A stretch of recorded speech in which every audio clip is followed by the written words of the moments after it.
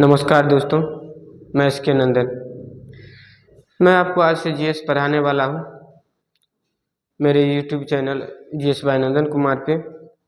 और आज से आपको फुल सिलेबस मिलेगा यहाँ पर पढ़ने के लिए। जो भी मैं पढ़ाऊँगा, जितना भी सिलेबस है, जैसे हो गया आपका history, polity, economics, geography, physics, chemistry, bio, और सब सब्जेक्ट सिलसिलेवार ढंग से अच्छे तरीके से ख़त्म किए जाएंगे। बस आप लोग जो है पढ़ते रहिए। आज से आपको सभी क्लास ठीक ठाक से जो है मिलने लगेगा। एक सब्जेक्ट से शुरू करूंगा, जैसे मैं आज आपको ज्योग्राफी से शुरू करने वाला हूं। ज्योग्राफी से शुरू करूंगा और जो है आपको फिर उस तरह से जितना भी सब्जेक्ट है सब सब्जेक्ट वाइज धीरे धीरे आपका ख़त्म होगा। फुल क्लास आपको मिलने वाला है, तो पढ़ते रहिए। अब देखिए, अब यहाँ मैं शुरू करने वाला हूँ आपका ज्योग्राफी से। ज्योग्राफी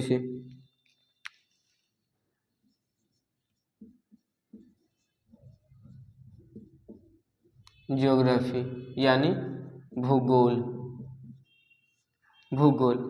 अब देखिए, भूगोल जो है, सबसे पहले भूगोल को समझना होगा कि भूगोल कहते किसको हैं, इसका परिभाषा, इसका डिफिनेशन। बहुत ऐसा स्टूडेंट है या कहीं भी आप पढ़े होंगे तो हो सकता है कि इसको नहीं समझ पाए। तो देखिए क्या होता है भूगोल।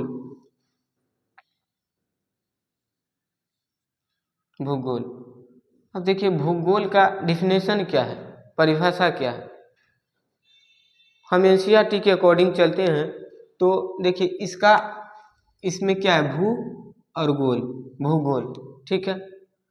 तो स्टडी ऑफ अर्थ यानी पृथ्वी के अध्ययन को ही भूगोल कहते हैं, या study of earth is called geography, यानी भूगोल के अध्ययन को ही क्या कहते हैं, भूगोल कहते हैं। तो इसका फर्स्ट परिभाषा आपका हो गया कि पृथ्वी के अध्ययन को ही, पृथ्वी के अध्ययन को ही क्या कहा जाता है, भूगोल कहा जाता है, भूगोल कहते हैं, ठीक है। और दूसरा परिभाषा इसका क्या है, ठीक है।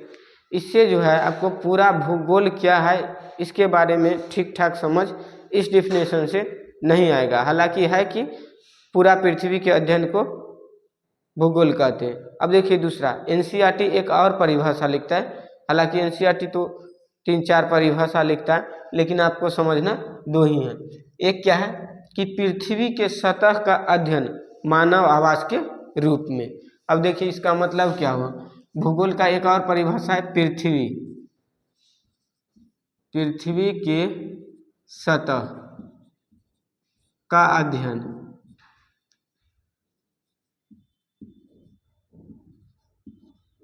मानव आवास के रूप में, मानव आवास के रूप में। अब देखिए, पृथ्वी के सतह का अध्ययन मानव आवास के रूप में कैसे, यानी पृथ्वी का सतह का अध्ययन आप करिएगा तो क्या करिएगा, पृथ्वी के सतह में सबसे पहले तो आप उसका जो है भूआकृति विज्ञान, उसका अध्ययन करिएगा, यानी स्थलमंडल का अध्ययन करिएगा, जियोमॉर्फोलॉजी। उसके बाद जो है आप जो वहाँ पे है जलमंडल, उसका अध्ययन करिएगा, यानी ओशियनोग्राफी। उसके बाद किसका अध्ययन करिएगा, तो पृथ्वी के चारों ओर एक विस्तृत वायु का आवरण है जिसको हम वायुमंडल यानी क्लाइमेटोलॉजी को आप उसमें अध्ययन करिएगा। उसके बाद इन तीनों का जो जहाँ सम्मिलन होता है वहाँ जीव की उत्पत्ति होती है, तो वहाँ पे आप बायोज्योग्राफी का भी अध्ययन करिएगा। ये आपका हो गया फिजिकल ज्योग्राफी। और ह्यूमन ज्योग्राफी में जाइएगा तो आपको ह्यूमन ज्योग्राफी भी वहाँ पे आपको अध्ययन करना पड़ेगा, जैसे जनसंख्या भूगोल, बस्ती भूगोल। इसलिए कि मानव क्या किया, सबसे पहले प्रकृति पर निर्भर था, उसके बाद क्या किया कि प्रकृति को अपने अनुसार से यूज करने के लिए अपने से क्या किया, उसमें परिवर्तन करने लगा और उसको अपने अनुसार यूज करने लगा। तो इसीलिए जो है हम जब प्राकृतिक भूगोल पढ़ते हैं तो मानव भूगोल भी हम लोगों को पढ़ना पड़ता है। क्यों? क्योंकि मानव के द्वारा जो प्रकृति पर इम्पेक्ट किया गया है, जो प्रभाव छोड़ा गया है, उसका भी अध्ययन हम भूगोल में ही करते हैं। तो अब देखिए, अब भूगोल की उत्पत्ति कैसे हुई जो है, जैसे अब यहाँ पर जो मान लीजिए कि एक पृथ्वी है, हम पृथ्वी बना लेते हैं। तो यहाँ क्या है, यहाँ स्थल है, तो आपको चूंकि रहने के लिए तो स्थल का होना जरूरी है, इस पर मानव के आवास के लिए देख लीजिए, आवास के रूप में कह रहा है, तो स्थल का होना जरूरी है।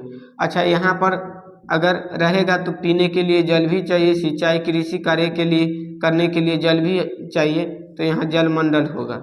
ठीक है, क्या है, जलमंडल। और उसके बाद देखिए, उसके बाद क्या होगा कि यहाँ पर जो है अब कहा जाता है कि पृथ्वी जो है एक विस्तृत वायु के आवरण से घिरा हुआ है, यानी पृथ्वी क्या है, एक विस्तृत वायु के आवरण से घिरा हुआ है। यानी आप पढ़ते हैं envelope of gases is called atmosphere, यानी विस्तृत वायु के आवरण को ही वायुमंडल कहते हैं। तो वायुमंडल है, पृथ्वी के चारों ओर विस्तृत वायु का आवरण क्या कहलाता है, वायुमंडल है। क्योंकि आपको सांस लेने के लिए वायु तो चाहिए, ऑक्सीजन चाहिए, तो कहाँ से हम लोगों को प्राप्त होता है, तो वायुमंडल से प्राप्त होता है। उसके बाद देखिए, जहाँ जलमंडल, जहाँ यहाँ क्या है, देखिए जल, स्थल और वायु, ये तीनों का मिलन। अब देखिए ये जलमंडल है, जलमंडल, ये क्या है आपका स्थल मंडल, स्थल मंडल, और यहाँ क्या है आपका वायुमंडल, वायुमंडल। अब वायुमंडल है, अब तीनों का जहाँ सम्मिलन होगा, जहाँ यह तीनों मिलेगा, तो वहीं पर जो है, जहाँ यह तीनों अवस्थाएं रहेगी, वहीं पर किसी जीव के निवास करने के लिए या जीव को एग्जिस्ट करने के लिए जो है यहाँ पर क्या होगा, सरवाइव करने के लिए जीवों का के लिए अनुकूल जगह होगा। कहाँ, जहाँ वायुमंडल भी रहेगा, जहाँ जलमंडल भी रहेगा, जहाँ स्थल मंडल भी रहेगा, यह तीनों रहेगा, यहीं पर किसी जीव को क्या होगा, किसी भी जीव, कोई भी जीव सरवाइव कर पाएगा। तो यहाँ जैव मंडल का विकास होगा, जैव मंडल। तो फिलहाल फिजिकल ज्योग्राफी में हम इसी का ही अध्ययन करेंगे। अच्छा, अब मानव भूगोल, चूंकि प्राकृतिक भूगोल जो है, इस पर प्राकृतिक पर मानव का प्रभाव पड़ा है। मानव क्या किया है कि इसको अपने अनुसार से इसका यूज किया है, और अपने अनुसार से यूज करने के कारण क्या किया है कि इस पर भी प्रभाव छोड़ा है। तो आप इसमें पढ़िएगा मानव भूगोल में बस्ती भूगोल, जनसंख्या भूगोल, ठीक है, और इंडस्ट्री भूगोल पढ़िएगा, इंडस्ट्री भी पढ़िएगा। तो जितना भी मान लीजिए जनसंख्या है, जनसंख्या है, देखिए मानव के द्वारा प्रकृति पर कैसे इम्पैक्ट छोड़ा जाता है। उसके बाद देख लीजिए यहाँ पर क्या पढ़िएगा आप, तो बस्ती भूगोल, बस्ती भूगोल।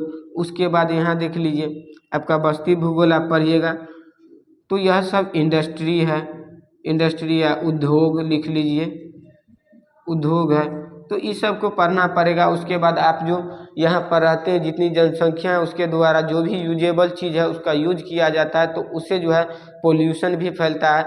तो उससे पोल्यूशन फैलता है, तो आपको यहाँ पर इन्वायरमेंट ज्योग्राफी भी पढ़ना पड़ेगा, यानी पर्यावरण भूगोल, पर्यावरण भूगोल। तो अभी आप देखिएगा कि इन्वायरमेंट में कितना जो है प्रदूषण है, जिसको हम ग्लोबल वार्मिंग के तहत देखते हैं, और ग्लोबल वार्मिंग को पढ़ना पड़ता है हम लोगों को, इसीलिए इतना को पढ़ेंगे ज्योग्राफी में।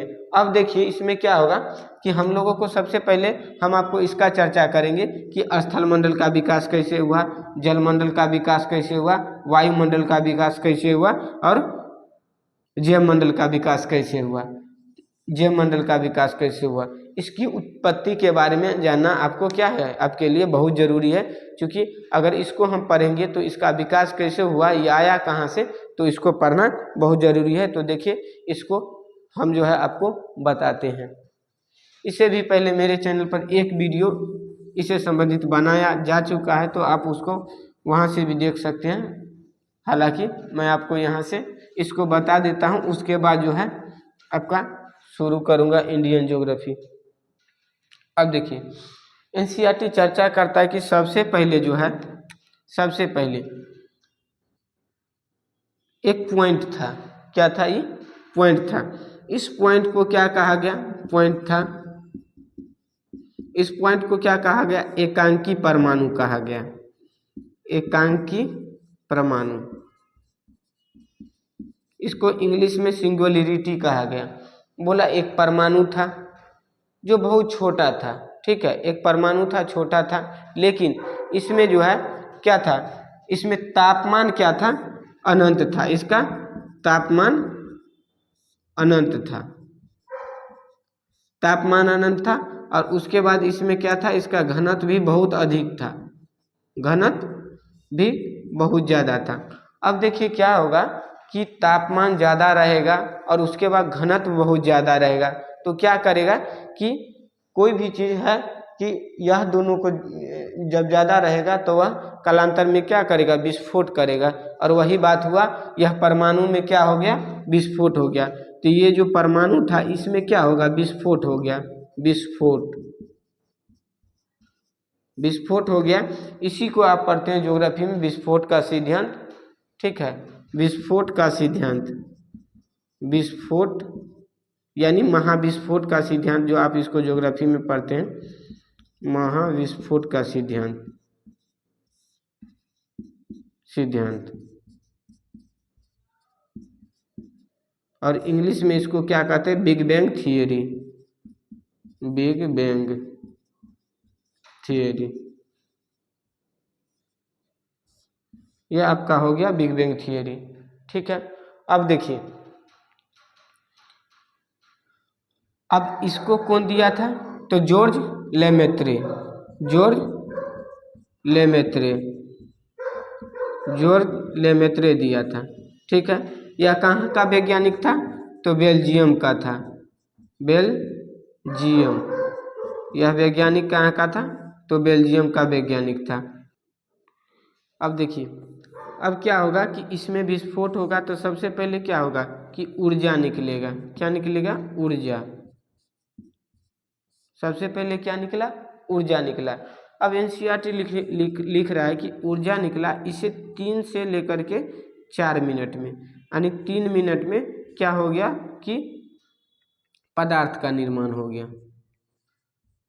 पदार्थ का निर्माण,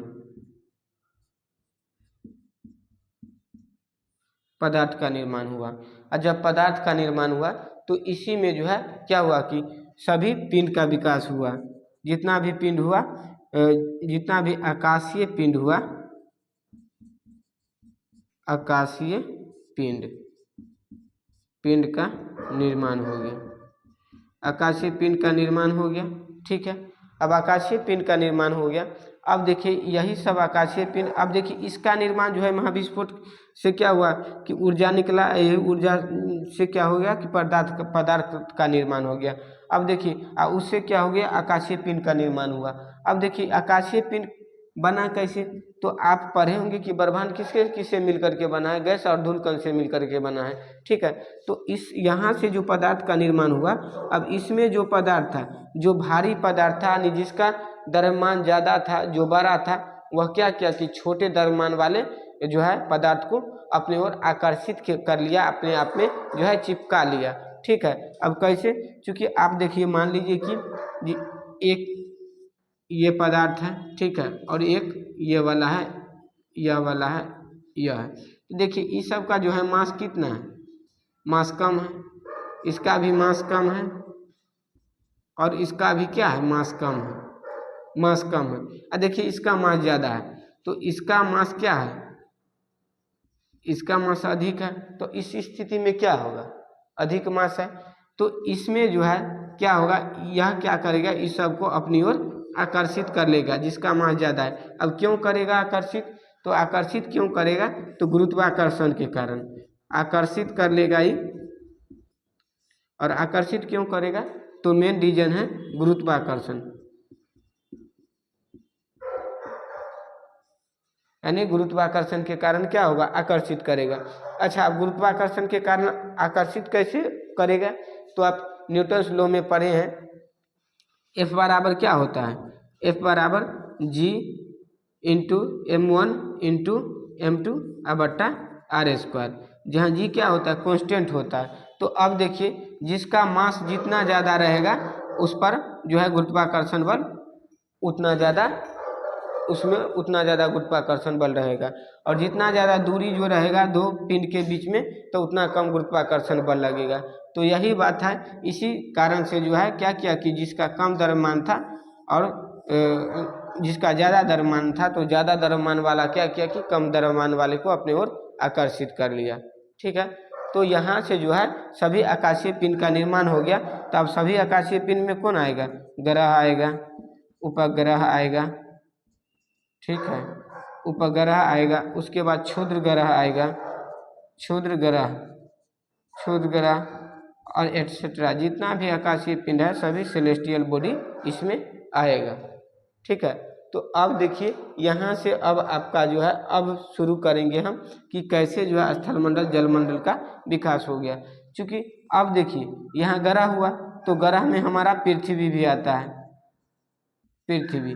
तो अब हम इस पृथ्वी की बात करेंगे और पृथ्वी पर जो भी है ज्योग्राफिकल जो है जो भी कारक है जिसके कारण जो है ज्योग्राफिकल दशाएं होती है, जैसे स्थलमंडल, जलमंडल, वायुमंडल, जैवमंडल, इसकी हम चर्चा अब आपसे करने वाले हैं।